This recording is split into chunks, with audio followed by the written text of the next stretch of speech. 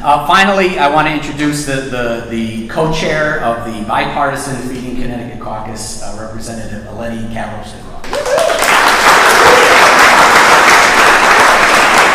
It's always a challenge to follow two very strong speakers, and I realize that I am the last thing between us and the adorable hard hat photo.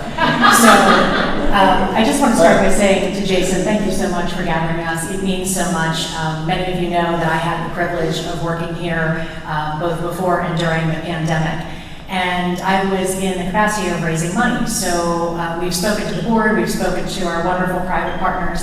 I just want to speak a little bit to the people who continue to provide that grassroots support to Foodshare. Your $5, your $25, your $50, your $100 matters now more than ever. I cannot tell you the difference that those donations made to Foodshare during the pandemic. And let's be honest, we have not fully recovered. We would like to believe that we have, but there are many people still struggling with long COVID. There are many people still struggling in our gig economy. There are many people still struggling, full stop, end of sentence. We've talked a little bit about the Alice families today without actually naming them. Asset, limited, income constrained, employed. These are the folks who don't actually get access to SNAP. Those are the folks who rely on the mobile pantries and the pantries in your community the most. I say to my legislative colleagues all the time, if you haven't been to your mobile pantry, if you haven't been to your food pantry, if you do not have a relationship with the people in your community who run those pantries, that is your mistake. We recently, as legislators, we get updates periodically from 211. I got an update on the numbers just for my district, which is Avon, 3/4 of Avon and all of Canton. And the numbers between May and June, I had a 113% increase in calls to 211. It is not just about food, it's about mental health, it's about substance abuse, and it is about housing. And the constraints that non-affordable housing are putting on other aspects of people's budgets is significant, and we have to be mindful of that. And so I would reference what Mr. McDonough said. This is wonderful to see that we are here today to see this expansion. And also, standing here as a legislator, as the co-chair of the Feeding Connecticut Caucus, I recognize that that means that my ask is more significant in our state budget when we get back in January. And I sit on the Appropriations Committee, and 2 years ago, Jason came to me and said, we need to ask for $10 million, and we did ask for $10 million. And we got about 3.5 in the first year and around 6 in the second year.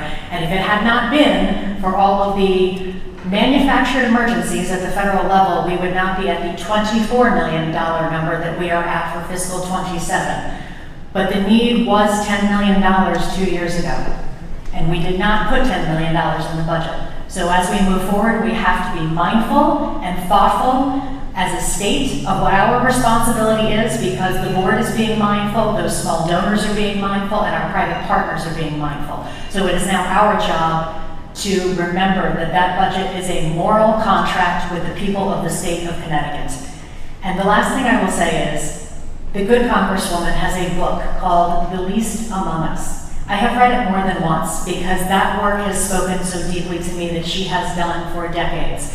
And there is innumerable magic that has happened because of the work she has done at every kitchen table, in every home in the state of Connecticut, not just the district she represents.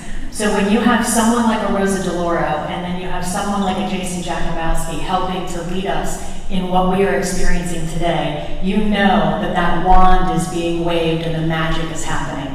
And so I thank you again for including me today, and I cannot thank each and every one of the Vistas and the Development Department and Operations. Where's my guy Don? He's got to be here somewhere, right? and the board. Oh, finally he's on vacation. But I cannot thank you enough because, yes, we get the money in the building, but it is you who executes for these families every single day. And when I think about it, because I have been on your side of things and I have been with many of the colleagues in this room, you are the ultimate creators of the success of these programs that we bring the money in for. So thank you so much.